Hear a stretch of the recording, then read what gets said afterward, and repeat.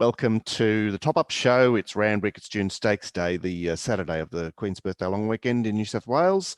Oh, that's right. Warwick Farm Monday. I just remembered these. How exciting! Only seven. Yeah, great. Only seven to go around, and of course Hawkesbury if you're interested tomorrow. Meanwhile, Newcastle and Tab 2 meeting at Grafton today round out New South Wales, but plenty of attention for Eagle Farm. I was there 2 years ago for the Stradbroke, and Okay. last year was the first year that we could sort of escape the lockdown, and you should have seen the Blue Mountains this time last year. It was just heaving. Anyway, Wow. we want to get you out to Randwick and see what's happening there. There's been a few movers and shakers overnight. Let's bring up a trusty Betfair screen, race 1, and Vern is a fixed odds firmer as forecast by both yourself and Gord. It's in a $3.50 fixed. It's most matched on the fair at this point. A trickle of money for Hurawai, which comes off that same form of Vernon in the Congo, went back from a wide draw and fenced up late, gets to the 1200 with a bit of time off. Really interesting race, isn't it, Glenn? Unwanted, the Hawks horse with Jay Ford going on to replace Tommy Berry.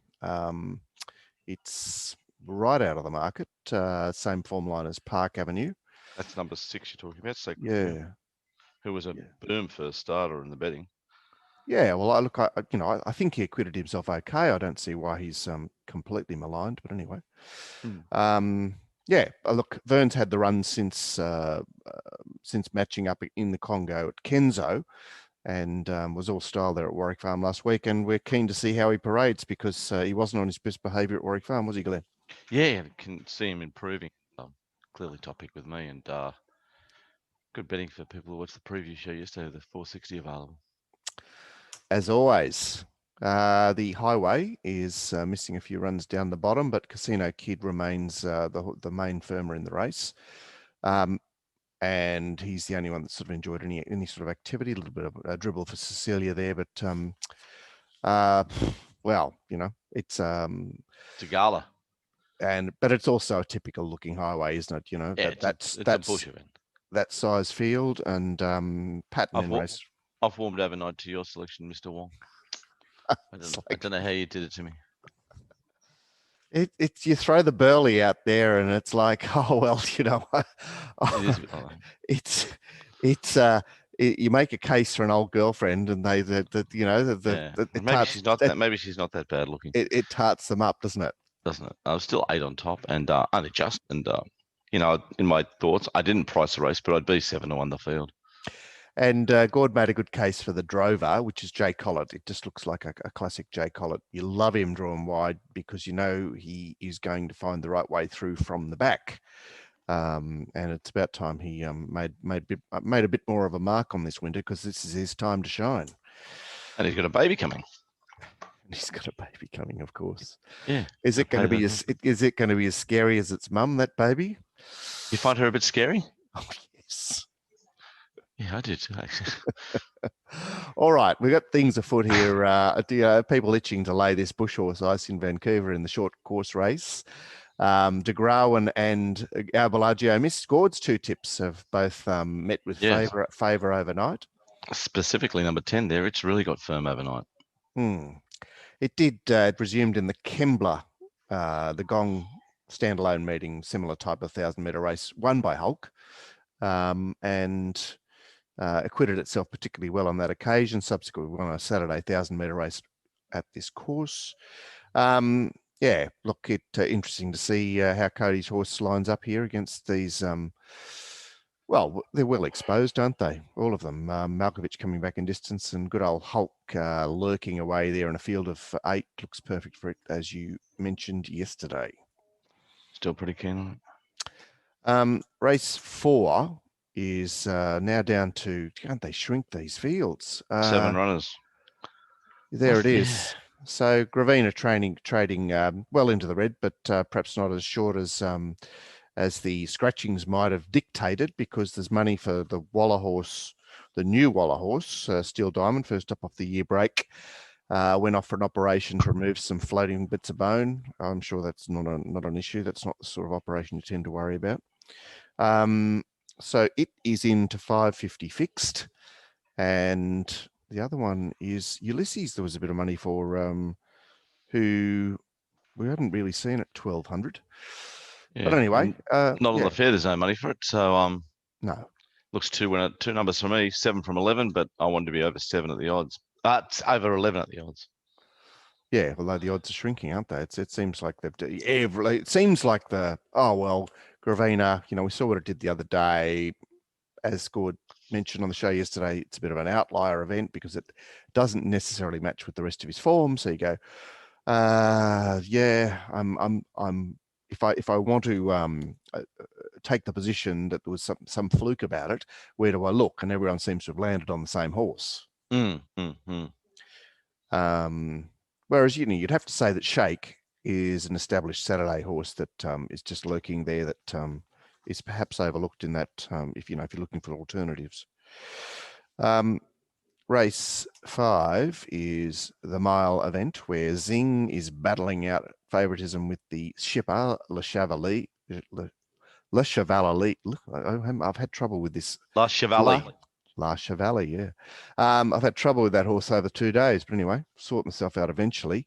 So the betting is it's a 2-horse war, and the betting Le Chevalier is sort of firm, and there's a good amount of matching there on the fair for both those runners. Zing with the Waller box ticking extraordinaire presentation, and a bit of fresh blood here in number 5. It is a measure. There's other chances there. 7 and 9 are solid chance race, as well as the 2 favourites. And I think the winner will come in those 4, maybe Ruby Tuesday. Well, there's a horse like Azarman who has just been battling around the midweeks there, but it just has got that classic look of disappeared at Canterbury on obviously in a situation that it wasn't really in its favour, and here it is just sort of lurking around because there isn't a great deal to do to win these races. It isn't a great deal. And even Celtic Love, who I haven't found, but it's Reece Jones on a horse that does grow a leg on. It's the second time you've mentioned this horse. It is 400 to 1. Why do you keep mentioning? All right. Well, I'll you mentioned it yesterday's show. Stop making me put $50 on it. It's just Mark Connor's, it's his time to shine. You have a set of trainers that that turn up at this time of year as competitive, or they are competitive.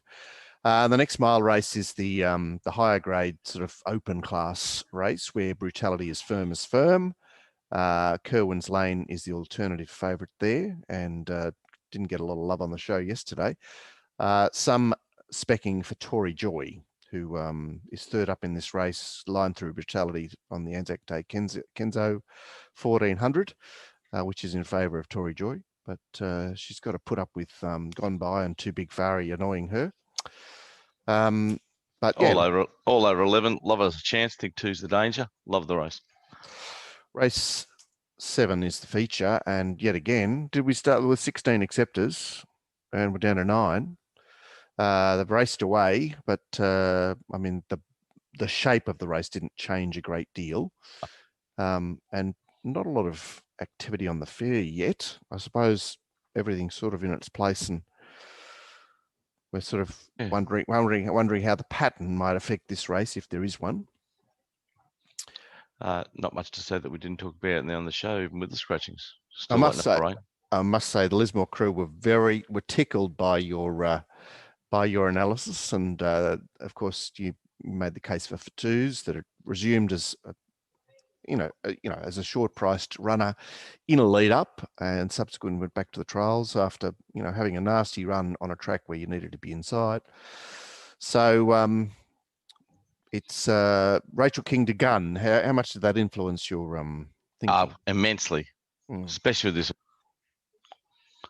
I'm not looking for balance. I'm looking for 2 spears in the back of your guts, and let's go, boy. Go the Spurs, eh? Don't mention the Spurs. Well, they're allowed to wear them. I can't mention that now either. Can't mention legal things. It's crazy, isn't it? It's crazy, terrifying. All right. Dream Circle has firmed from his earlier fixed odds quote, not showing up there on the Betfair screen. It's a bit all over the place, this race, isn't it? Yeah. See the Grand Piano, the horse that I was trying to push yesterday on the show. Gord dismissed you. It's very solid. Yeah, well, it's gone again, and it's just third up from a long spell, and it's on its best form is all over these horses, and I think those horses that go up to Brisbane and are in the finish, that brings them up to a bit of a pitch that is worth something. What do we say here? There's I sense there's even interest in new arrangement first up because Reese is on it and the blinkers go on first up, which is a daily pearl. It's blinkers on back in distance is an assistance. My number's changed. I'm still keen on 8. I think one like Gord made a great case for number 1. A little fresh birdie, tricky gal. The nightcap is Blondo. Blondo's into 210 fixed, which I sort of thought he would be close to allowing for the scratchings. A few of these horses have disappeared to Monday. Cisco Bay, one of the more interesting resumers on the card because that stable is just so good fresh. And Canasta is the alternative from the lead up with Criminal Code alongside it. But yeah, look, Blondo, it's funny. He wins at $7. He is a bit of a wallet number. He wins at $7 at Gosford, and he's going to start short here. And of course, he started close to evens there at Rose Hill. So it is a situation where he'll want to do it today. Otherwise, that's he'll be in the. I know what you mean. He'll be in the milk drinker category. Well, he'd been allocated that category long ago, but we thought after Gosford that he blasted out of it into group company. We were that excited. Yeah. Anyway, good meeting, Mark. It is a good meeting, and if you're a customer of Dave Dwyer and you're a ranter, if you open an account with Dave, put 500 in, he'll give you 4 weeks worth of rant sub back, be that silver or gold. He also will let ranters on to win 5,000 at his price, which is open from an hour before the first each day.